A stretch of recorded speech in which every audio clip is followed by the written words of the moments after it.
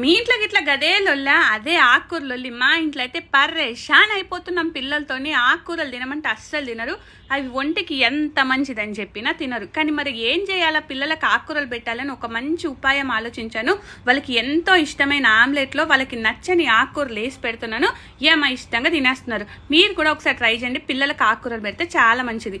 ఇప్పుడు ఏం చేయాలంటే ఒక బౌల్ తీసుకొని సన్నగా తరుముకున్న ఉల్లిగడ్డ, పచ్చిమిర్చి, కరివేపాకు, క్యాప్సికమ్, టమాటా, అల్లం పేస్ట్, అందులోనే కొద్దిగా ఓట్స్ వేయండి, చాలా మంచిది.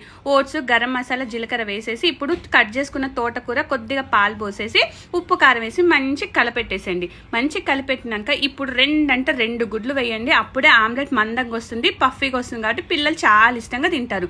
ఆ తర్వాత ప్యాన్ హీట్ ఎక్కిన తర్వాత బటర్ వేయండి. బటర్తో కూడా చాలా టేస్ట్ ఉంటుంది.